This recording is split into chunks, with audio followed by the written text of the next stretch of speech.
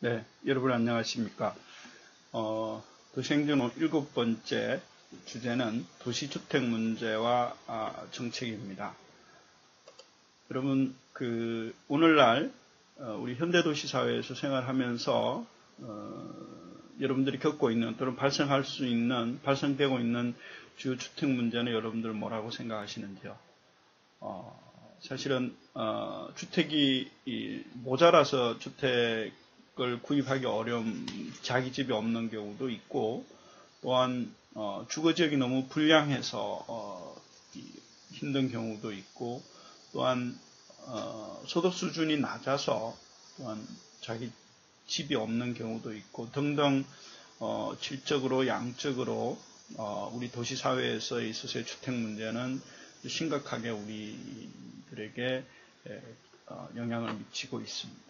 그런 측면에서 도시행정의 강론 측면에서 도시주택 문제를 오늘 다뤄보도록 하겠습니다. 이 도시주택 문제는 크게 양적인 측면과 질적인 측면으로 나누어 볼 수가 있습니다. 이 양적인 측면에는 크게 우리가 7가지로서 도시 양적인 측면은 우리가 도시주택 문제를 얘기할 수가 있는데요. 그 첫 번째가 이 주택은 많이 짓기는 짓습니다만은 그러나 또한 인구가 도시로 지속적으로 유입해 들어옴에 따라서 여전히 주택 수요는 지속적으로 발생을 하게 된다라고 하는 부분. 그렇게 됨에 따라서 인구의 도시 집중이 지속이 되고 주택 부족 현상은 여전히 발생이 되게 되고, 또한 그러게 됨에 따라서 새로운 주택 수요는 지속적으로 발생이 되는 그런 측면이 첫 번째 문제가 되고요. 그 다음에 또한 이 핵가족화 부분입니다. 그래서 이 가구, 이전에는 한 가구를 구성했던 가족 단위수가 예를 들면 4인 가족이 기본이었다 그러면 요즘에는 2인 가족 또는 1인 가족 이런 부분들이 이 가구가 늘어나게 됨에 따라서 여전히 이런 핵가족화에 따른 가구 수가 증가됨에 따라서 이 가구들이 머물게 된 주택 수요는 또한 여전히 부족한, 그 다음에 주택 문제는 또 소규화되는 이런 부분들 현상을 볼 수가 있습니다.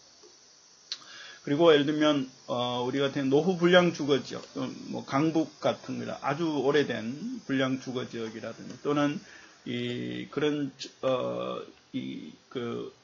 재개발 지역의 어떤 철거에 따른 이런 아파트라든지 주거 지역의 어떤 재개발 문제가 상당히 양적인 측면에 있어서 도시 사회 문제로서 굉장히 큰 과제들로서 다가오고 있는 그런 상황이죠.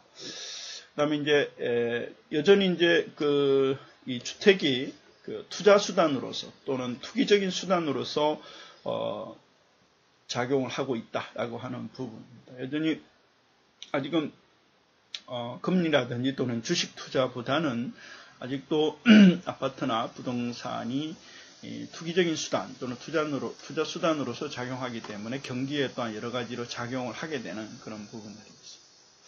그 다음에 앞서 얘기한 이 도시 재개발 재건축이 되게 됨에 따라서 그에 따른 또한 SOC 도시 인프라 시설이라든지 공공용지를 확충을 하고 제공해야 되는 부분들의 문제도 발생을 하게 되고요. 또한 주로 도시 외곽 지역 같은 경우에 새로운 어떤 산업시설이라든지 인구 집중시설이 들어오게 됨에 따라서 인구가 그걸로 이동하거나 또는 입지를 하게 됨에 따라서 주택 수요는 여전히 또한 전혀 새로운 주택 수요가 또한 발생이 될 수가 있다라고 하는 부분이죠. 이런 부분에 대한 대응 부분의 문제입니다. 그 외에 어떤 태풍이나 지진 등과 같이 어떤 주택이 자연재해 등에 의해서 주택의 파괴라든지 멸실에 따른 새로운 어떤 수요 증가의 문제들이 있습니다. 우리나라는 아직 크게 그런 부분은 없습니다. 일본이나 중국 같은 경우 대규모 태풍이라든지 대규모 지진이라든지 또는 지난번에 네팔과 같은 이런 부분에서 도시가 거의 괴멸 수준, 파멸 수준까지 갔을 경우 이에 대한 주택 수요 증가 부분들도 큰 양적인 측면에 있어서 어떤 주택 문제로서 우리가 제기될 수 있는 그런 부분이 있습니다. 그와 반면에 어떤 질적인 측면은, 우리 사회에 있어서는 어떤 소득 수준이라든지 생활 수준이 향상되게 됩니다. 그러니까 2만 불 후반이라든지 3만 불 수준의 소득 수준이 향상되게 됨에 따라서 생활 양식도 또한 상당히 고급화되게 되고, 그에 따라서 어떤 주택의 패턴, 형태도 굉장히 다양화되는 부분이 있습니다. 개성화되고 다양화되고 또한 고급화되는 부분들도 발생을 하게 됩니다. 주택 고급화에 따라서 또한 부대 시설도 상당히 다양하게 요구가 되는 그런 부분들이 있죠. 그래서 어떤 아파트를 기준으로 보더라도 단순한 아파트가 아니라 이 아파트의 형태가 다양해지고, 또한 이 도심형 타운하우스라든지 도심형 전원주택과 같은 이런 다양화, 그 다음에 아파트 단지 내에서도 여러 가지 편의시설이라든지 부대시설이 굉장히 고급화되고 굉장히 다양화되는 부분이 있죠. 요즘 아파트 내에 어떤 골프장도 있고 풀장도 있고 다양한 어떤 부대시설이 확충이 되는 그런 부분들이 있죠. 그 다음에 과학기술의 발달이나 변화에 따라서 가장 대표적으로 이제 스마트홈 시스템이 도입이 되는 부분입니다. 그래서 우리가 어떤 주거를 하면 주거 내에 있어서 어떤 그 사람의 인간의 건강도 체크할 수 있고, 또 사람이 없더라도 부재시의 어떤 화재 사고나 보안 사고, 방재 사고에 대비할 수가 있고 등등 이런 부분이죠. 그다음에 태양열 주택이라든지 이러한 주택이 상당히 이 과학 기술의 발달에 의해서 굉장히 첨단화되고 또한 다양화될 수가 있다라고 하는 부분. 이런 질적인 측면에 있어서의 어떤 도시주택 문제들이 발생을 하게 되는 그런 부분입니다. 그러면 이 국가의 관점에서 봤을 때 주택 정책은 어떠한 목표를 가지게 되느냐라고 하는 부분인데, 가장 중요한 목적은 이 국민들의 주거 안정과 주거 복지를 도모하는 것이 주택 정책의 가장 중요한 목표이자 목적입니다. 그래서 이 주택은 우리가 어떤 생애 주기를 가지게 되는 부분이죠. 예를 들면 건설부터 시작을 해서 공급하고 또한 재개발, 재건축되는 이러한 생애 주기를 가지게 되는데, 이런 과정에 있어서 이 과정과 함께 또한 이 경기의 흐름을 타게 됩니다. 그래서 주택 경기가 불경기일 때도 있고 굉장히 호경기 있을 때도 있기 때문에 이러한 주택 경기와 맞물려서 이 국민들의 주거 안정과 주거 복지를 도모하는 것이 주택 정책의 중요한 목표라고 정의를 할 수가 있습니다. 그에 대한 세부적인 내용들을 보면은 전체 국민들에 대한 주거 복지를 향상시키고 특히 저소득층 또는 사회 취약계층에 대해서 이 적절하고 저렴한 주거 환경을 제공해주는 그러한 역할 부분이죠. 그다음에 주거 소비를 하는 데 있어서 계층 간의 형평성을 제공을 해주는 부분입니다. 그다음에 주택 가격을 비교적 안정화시켜주는, 주택 경기의 큰 흐름을 타지 않고 안정화시켜주는 이러한 것들이 구체적인 측면에 있어서 주택 정책의 목표들이다라고 얘기를 할 수가 있습니다. 정부의 주택 정책에 있어서 정부의 주요 역할인데요, 굉장히 중요한 역할들을 수행을 합니다. 크게 7가지로 나누는데요. 정부는 주택을 건설을 하고 공급을 하는 데 있어서 그 물리적 기준을 정해줍니다.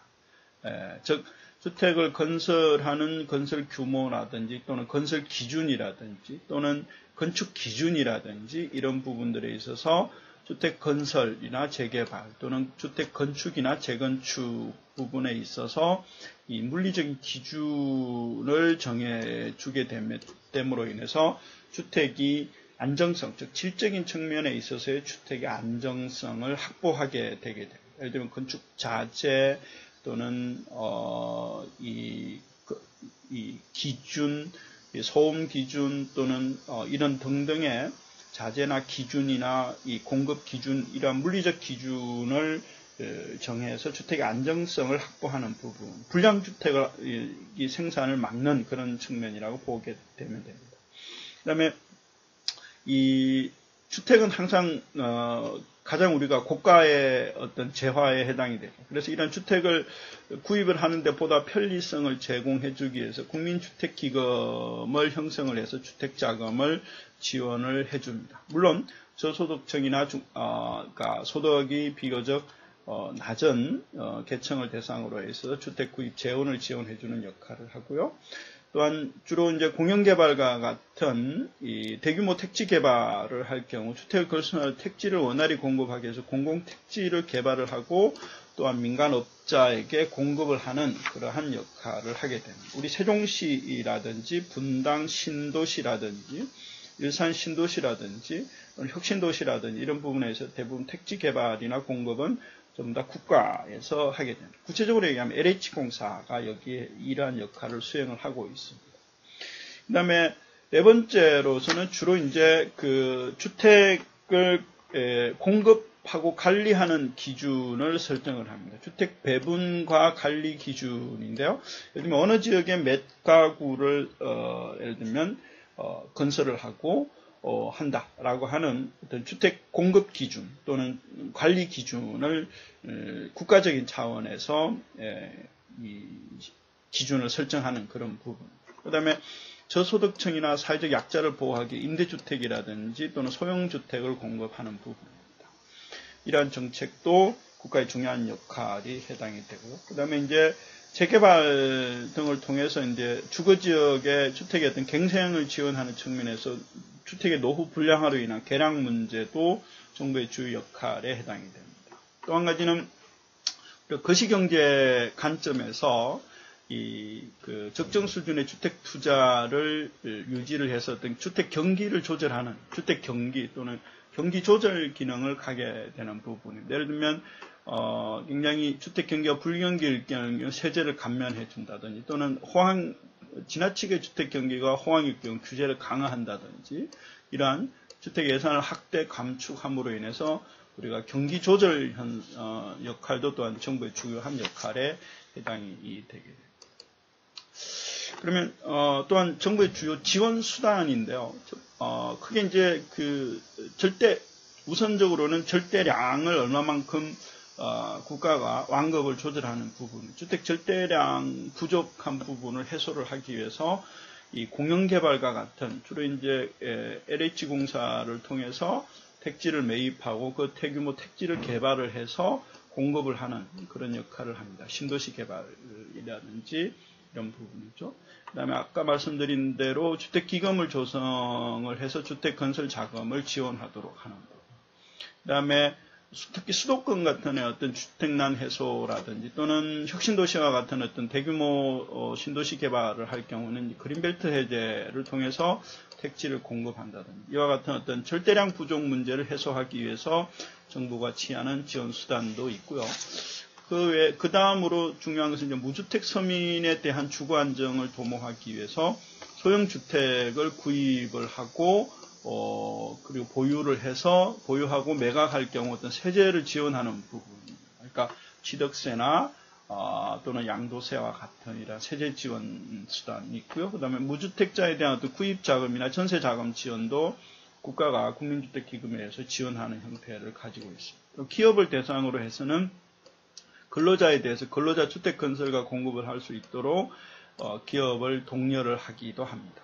그리고 소형 공공주택 용지는 국가가 또한 이 저가로 공급을 하게 되는 그런 지원 수단을 가지고 있습니다. 무주택 서민에 대한.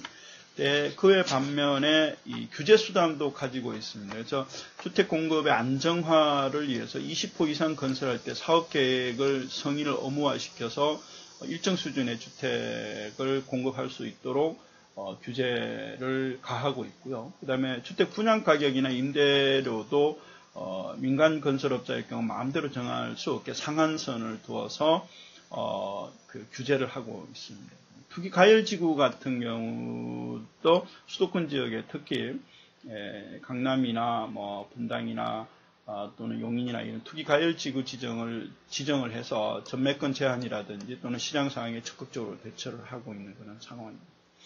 또한 중소형 주택을 의무 건설 비율을 적용을 해서 일정 규모의 아파트를 지을 경우 중소형 주택을 의무적으로 짓도록 해서 그런 비율을 적용하는 부분이고, 그 다음에 주택 청약 제도를 운용을 하는 부분이죠. 그러니까 소규모 자본으로서 저축을 통해서 이제 주택을 구입할 수 있도록 그런 제도이고, 쾌적한 주거단지 조성을 위해서 주택 건설 기준을 엄격하게 적용하는 부분. 이 부분은 이제 20호 이상 예를 들면 건설 시 사업계획 승인 의무화를 통해서 주택 건설 기준을 적용하는 그런 부분도 여기에 연결될 수 있는 그런 내용이라고 볼 수가 있습니다. 자, 지금까지가 우리나라 주요 주택 정책의 어떤 역할, 지원 수단 또는 목적 이런 부분이었습니다. 그러면 우리나라 주택 정책은 어떠한 기본적인 어프로치, 접근을 해왔는가라고 하는 부분은 우리나라가 압축 성장을 하면서 절대적인 어떤 주택 수요에 대해서 부족한 부분이 있었죠. 그러니까 절대적인 양이 부족해졌습니다. 그렇기 때문에 사실은 이 주택은 생산 우선 전략, 양적으로 우선 충족을 시켜야 되지 않느냐라고 하는 부분이었죠. 그렇기 때문에 중앙정부 주도나 또는 국가 주도에 의해서 대규모 이 건설 시스템, 예를 들면 신도시 50만, 60만과 같은 대규모 건설 시스템에 의해서 개발주의적인 어떤 복지체제 또는 생산주의적인 모델을 취했었습니다. 그래서 주택 부분 또한 먼저 이 대량으로 공급을 하고 나중에 분배를 하는, 그러니까 선성장 후 분배 모델을 취하게 된 그런 주택정책의 주요 방향이라고 볼 수가 있죠. 그래서 1960년대 이후 이제 경제성장 정책과 함께 경제성장의 일환으로서, 즉 경기 활성화 일환으로서 사실 주택정책이 부동산 정책이나 주택정책이 같이 일맥상통하게 이렇게 같이 연결을 해 나가는 부분이 있습니다. 그래서 주택의 신규 공급의 확대를 통해서 건설 산업이 활성화를 라든지 또는 일자리 창출에 기하게 되고, 그에 따라서 이제 경제 성장 효과를 기대하는 그러한 경제 성장 정책 또는 경제 정책과 이 주택 정책이 사실 맞물려 왔다라고 하는 부분.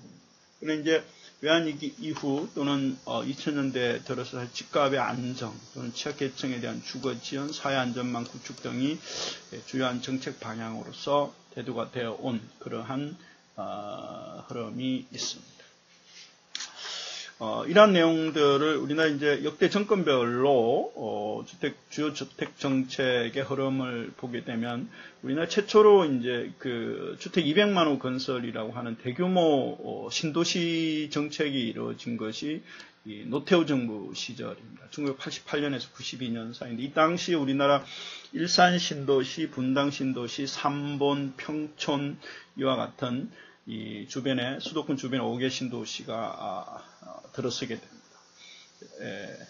물론 이때 영구 임대주택이 처음 정책이 도입이 되게 되는 부분도 있습니다. 사실은 그렇게 강력한 정책이라고 볼 수는 없었습니다. 왜냐하면 양적으로 우선 굉장히 부족했기 때문에 김영삼 정부 들어서 5년 임대, 50년 임대라고 하는 임대 정책이 들어서게 됩니다만은 크게 어필은 못하게 되고, 대신 김대중 정부 시절에 국민임대주택이 10년, 20년에 국민임대주택이 최초로 도입이 되게 됩니다. 그래서 서민 주거 안정과 임대주택 보급 확대가 주택 정책의 주요한 메인 이슈로서 작용을 하게 되고, 노무현 정부 시절에도 이런 국민임대주택 100만 호 건설 계획이 사실은 구체화되게 되고, 또 다가구를 매입을 해서 이 저소득층에 이제 공급을 하게 되는 그러한 정책이 이 주요 정책으로서 들어서게 됩니다. 그러나 노무현 정부 시절에 상당히 집값이 굉장히 폭등을 하게 되죠. 그래서 투기 억제라든지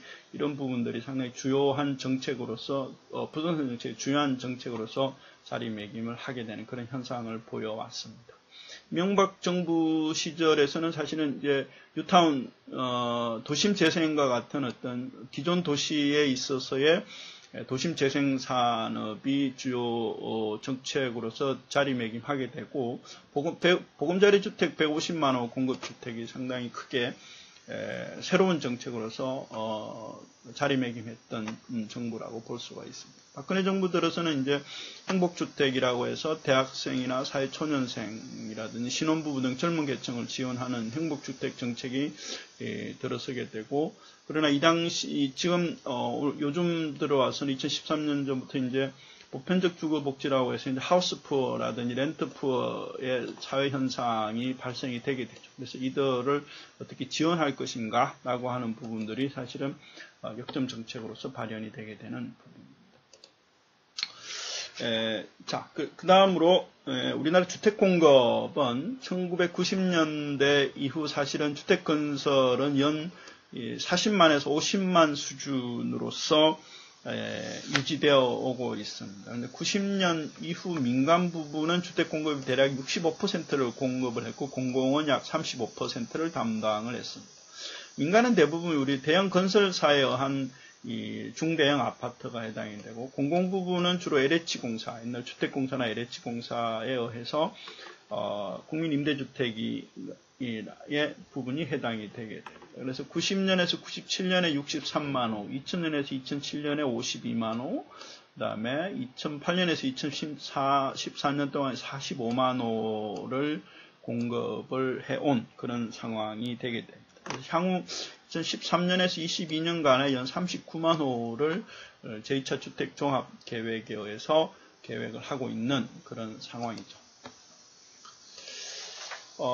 주택 공급 현황을 한번 보시면은, 우리가 일반적으로 이제 주택 보급률을 보게 되네요. 주택 보급률은 이제 그 주택 수를, 주택 호수죠. 주택 수를 이제 우리 전체 가구 수로 나누는 그런, 계여서 주택 보급률을 산정을 하게 되는데, 주택 보급률은 전국 단위로 봤었을 때는 이미 100%를 초과했습니다. 우리나라는. 그러나 이제 보시는 바와 같이 전국 보급률은 이미 100%를 넘어서 거의 전국 단위로 봤을 경우는 약 110% 근접한 그런 수치에 해당이 됩니다. 그러나 이제 수도권, 서울과 경기도를 포함한 수도권은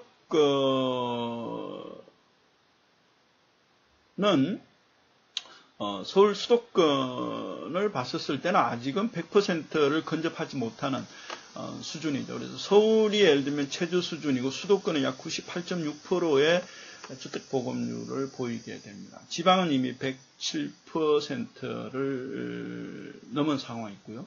그러니까 충남, 전북, 전남, 경북 같은 경우 111%의 수준에 해당이 되게 됩니다. 그래서 이미 사실은 이게 그 전국의 가구수, 우리가 가구수에 비해서 전국 단위로 봐서 주택수는 이미 가구수를 초과한 그런 상황이죠. 그 다음에 수도권 같은 경우도 사실은 이 주택수가 가구수를 약 2010년도경에 이미 초월한 그런 상황에 있습니다. 근데 이제 자가 점유율과 자가 보유율의 문제가 이제 여기서 새로운 용어로서 등장을 하게 되는데요. 주택은 많아졌으나 이미 예를 들면 전국적 단위로 봤을 때는 이 주택 수가 가구 수를 초월하고 있습니다만은, 대신 무주택 가구 비율은 여전히 제자리에 머물고 있습니다. 예를 들면 자가 점유율은 40여 년간 거의 1990년대부터 예를 들면 1985년에 약 53.6%였기 때문에 2010년 기준으로 봤을 경우 54.2% 점유율에 해당이 됩니다. 그래서 약 이 40여 년간 거의 제자리 걸음의 상황이고, 국민의 40%는 아직도 여전히 무주택 가구다라고 얘기를 할 수가 있습니다. 이처럼 국민의 약 40%가 아직은 자기 집에서 살지 않은 무주택 가구인 자가 점유율에 있어서는 지금 2010년 기준으로 봐서 54.2%에 해당이 되는 그런 상황에 해당이 됩니다. 2013년도 기준으로 보더라도 자가 점유율이 54.2, 자가 보유율은 61.3%를 자가 보유율은 61.3%고 자가 점유율은 54.2%의 현상을 보이고 있습니다. 자, 우리나라 집값 정책을 한번 보시면은요. 분양가를 1997년에서 98년도 사이죠. 그러니까 주택 경기가 한참 좋았을 때의 상황인데요. 분양가 가격을 규제를 했습니다. 그 다음에 2005년도부터는 분양가 상한제를 두고 있습니다. 이 상한 규모까지는 분양가를 책정하지 마라. 그럼에도 불구하고 지난 10년간 신규 아파트 분양가는 계속 상승을 해왔습니다. 공급 규모도 굉장히 계속적으로 증가해온 상황이고요. 사실 국가에서 분양가를 그러니까 이 아파트 가격을 사실은 폭등을 막기 위해서 분양가를 규제하고 분양가 상한제를 두고 있음에도 불구하고 신규 분양가는 지속적으로 상승한 그런 상황입니다. 그래서 현재 예를 들면 2014년 1월에서 8월까지의 신규 아파트 분양가는 전국은 약 제곱미터당 262만 원이지만 서울은 약 그 2배가 조금 못 되는 제곱미터는 약 500만 원 선에 해당이 되는 부분이죠. 그래서 서울 신규 분양가 같은 경우는 예를 들면 2012년도에 제곱미터당 예를 들면 591만 원에 해당이 되는 상황이었고 전국은 전국 같은 경우는 약 255만 원의 수준이었다고 볼 수가 있습니다. 그래서 평균 가구 원수가 감소에도 불구하고 그럼에도 불구하고 또 민간에 있어서 신규 분양의 또한 아파트 면적은 증가하는 그런 부분이죠. 사실은 수요에 적절하게 대응을 하지 못하는 그런 부분입니다. 그러니까 소규모 아파트가 점점점 늘어나야 되는데 그러지 못하는 상황이 발생을 하게 되고 그러게 됨에 따라서 사실은 아파트 분양가는 규모가 아파트 면적은 크기 때문에 점점 분양가는 또한 변하지가 않고 상승되는 현상이고 이제 소규모 주택은 부족하기 때문에 주택 부족 현상은 여전히 심화되는 그러한 현상이지 않을까라는 생각을 합니다. 그리고 신규 분양 시장의 고가화로 인해서 사실 기존 주택 가격도 상승하는 그러한 영향을 동반 상승하는 이 현상을 가져오게 되죠. 그래서 기존의 어떤 주택 재고 가격이 신규 분양가를 그대로 반영을 하게 되는 그런 현상을 가져오게 됩니다. 예를 들면 재개발로 인해서 주변이 재개발이 되면 그 주변 재개발되지 않는 그 주택이 가격이 신규 분양가를 그대로 따라가게 되는 현상을 가져오게 되는 부분입니다. 그래서 그리고 이 2009년 이후에 대신 서울 등 수도권 지역은 일반적으로 이제 이 주택 가격이 이 서울 같은 경우는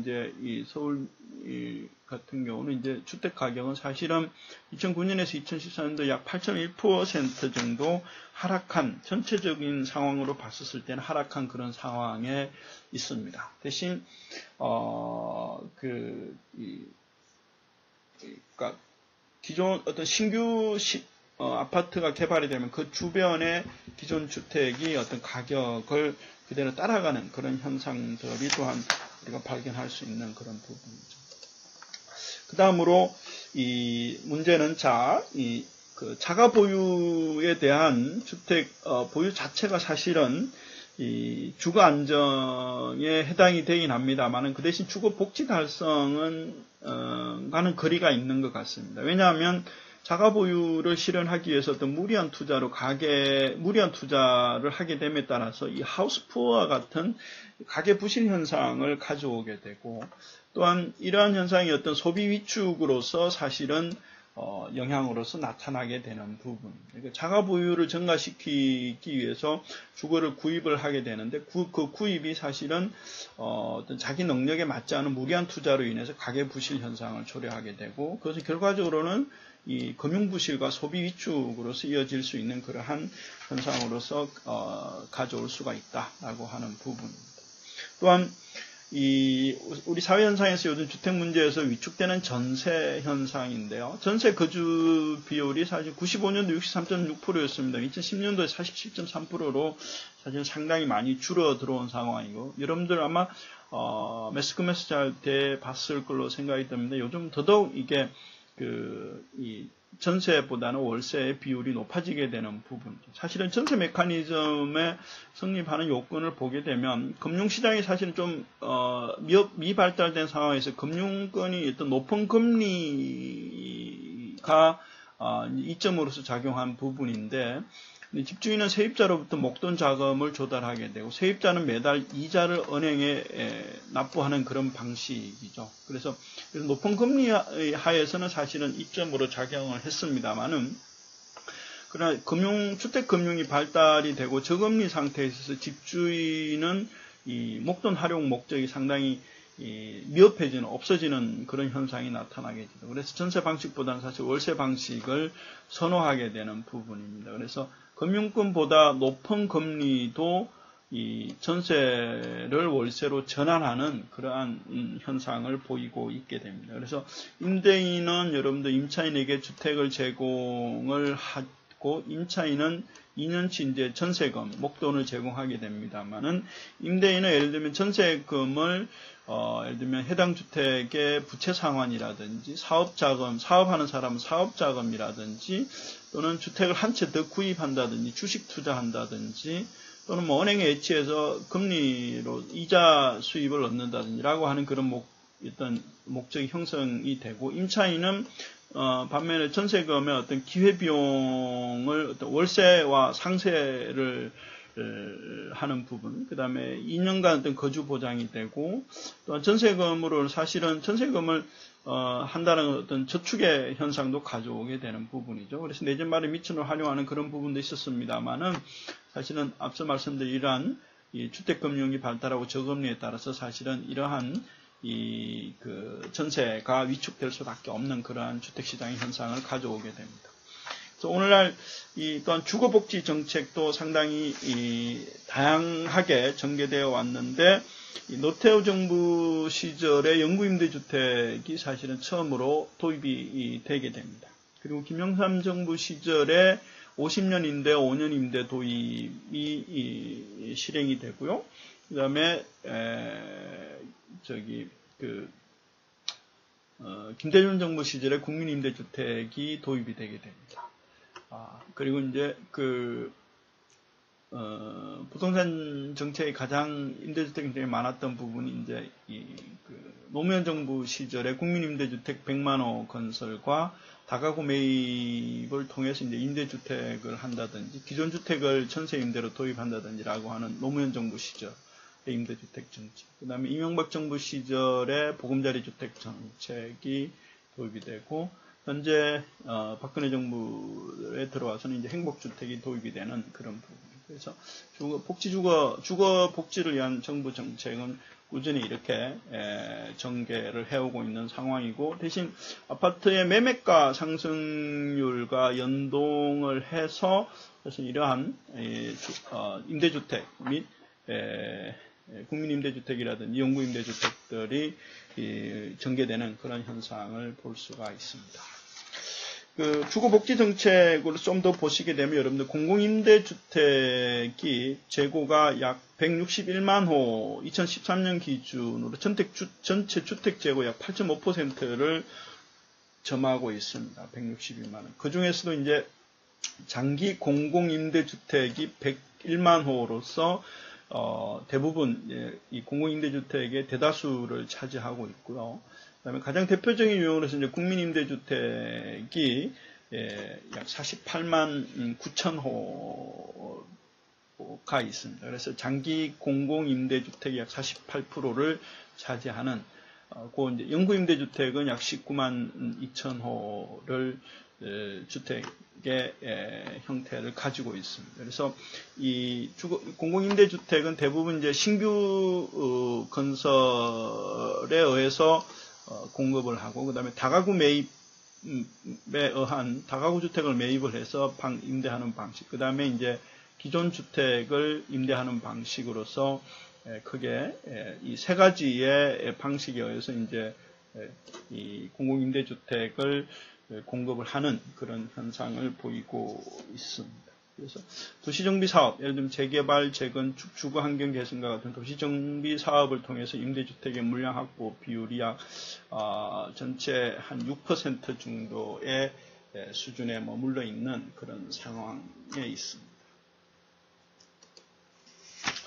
그 임대주택에 관해서 국가에서 지속적으로 관심을 가지고 2017년까지 약 137만 호를 공급하겠다라고 하는 장기 임대주택 재고 물량을 확보하겠다라고 하는 정책을 가지고 있습니다. 그리고 또한 주거급여 관점에 있어서 이 14년에 이제 그 복지부로부터 이제 이 부분을 이관을 받아서 이 개별급여로 개별급여로 이제 주거급여를 도입을 했습니다. 그래서 지원 가구가 2014년도 현재 73만 가구 정도에 해당이 되고요. 2015년도에 약 997만 가구까지 늘리는 그런 계획을 가지고 있습니다. 그래서 이런 주거급여에 대한 본격적인 도입도 또한 검토를 하고 있는 그런 상황에 있습니다.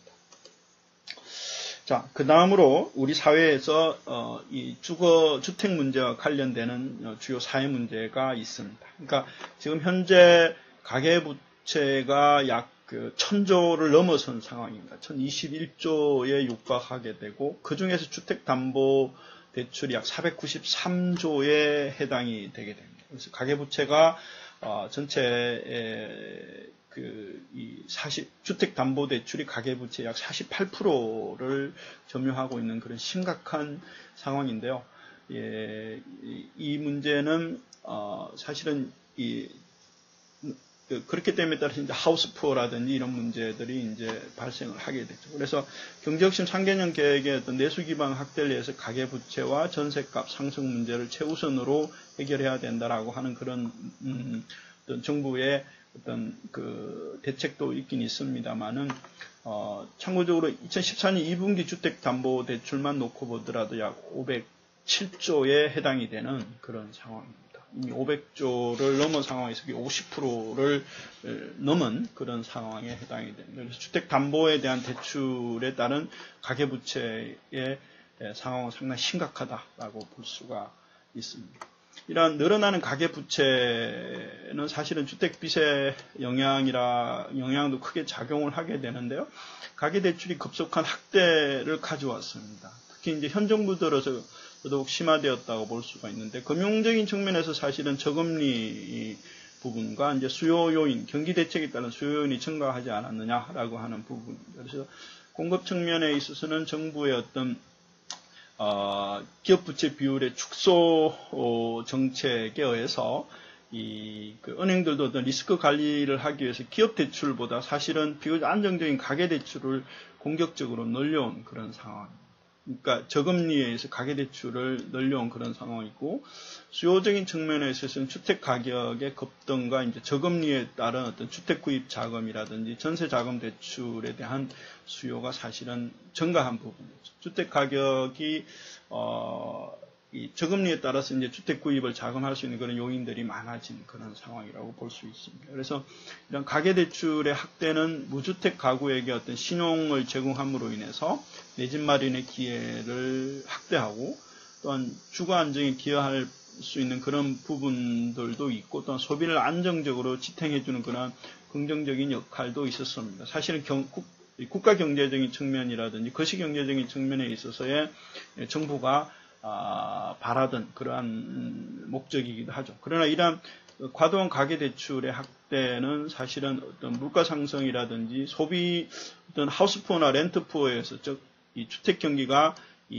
떨어지게 됨에 따라서 오히려 소비를 위축시키고 주택 가격을 위축시키는 결과를 가져오게 되고, 또는 주택 가격을 상승시키게 됨에 따라서 어떤 주거 불안이라든지 경제 위축을 야기할 그러한 우려가 상당히 크게 작용할 수 있는 그런 부분도 있습니다. 그래서 주택 정책에서 이러한 양면을 고려할 수밖에 없는 그러한 부분이고요. 오늘날 이 주택 정책이 필요한 계층을 점차 세분화해야 될 부분인데, 빈곤의 어떤 다차원성 복합적인 문제로 인해서 사실은 우리가 하우스푸어, 내 집을 마련하여서는 무리하게 빌린 대출금을 갚느라 빈곤에 처해 있는 자가소유자, 렌트푸어, 급등한 전월세 부담으로 인해서 임대료가 가부담되는 그런 부분도 있습니다. 자영업푸어 같은 경우 소득, 지출, 자산 등 3종의 생계 위기에 몰린 자영업자, 워킹푸어는 일을 해도 소득이 충분치 않아서 빈곤에 허덕이는 그런 부분이다. 그 다음 에듀푸어는 치솟는 교육비로 인한 상대적인 빈곤자다. 리타이어 푸어 같은 경우 은퇴 후 소득 감소로 인한 빈곤다. 이런 부분들이, 이런 대상들에 대해서 사실은 굉장히 세분화해야 될 필요가 있습니다. 그래서 정부는 이런 그 중산층 70% 보건을 국정과제로 제시를 하고, 이러한 서민층뿐만 아니라 중산층을 포괄하는 그러한 주거복지 지원을 강조를 하고 있는데, 이런 부분에서 사실은 경기를 활성화시키는 부분, 경기 활성화를 위해서 저금리라든지 주택구입을 강요를 했습니다만, 오히려 이런 하우스푸어와 렌트푸어가 형성이 되는 그러한 영향도 있게 되는 부분입니다.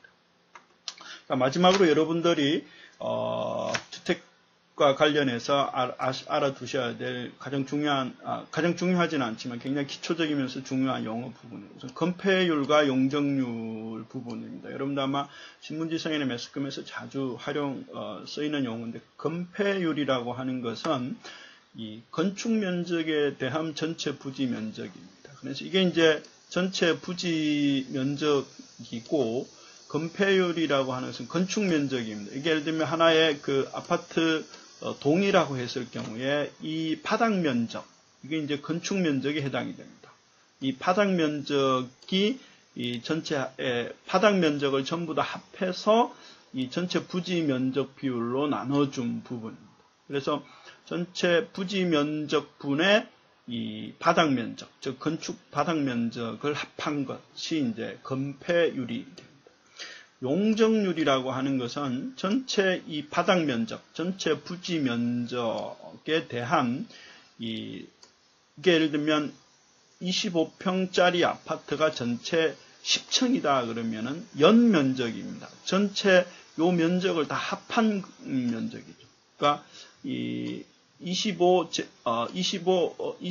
곱하기 10개 동이 3개 있는 부분이죠. 그래서 전체 이걸 합한 게 이제 건축 연면적이고, 이것은 바닥 면적은 이제 건축 면적에 해당이 됩니다. 그래서 용적률은 연면적에 대한 전체 부지 면적 비율이고, 건축 면적은 건축 면적, 즉 바닥 면적이고, 용적률은 건축 연면적입니다. 연면적은 전체 합한 면적에 해당이 되는 부분이죠. 그래서 이것을 예를 들면 이 전체 부지 면적과 그 다음에 건축 면적, 그 다음에 건축 연면적에 의해서 건폐율과 이 용적률을 산정한 사례에 해당이 됩니다. 여러분들 스스로 한번 이 시산을 산정을 해 보시기를 바랍니다. 감사합니다.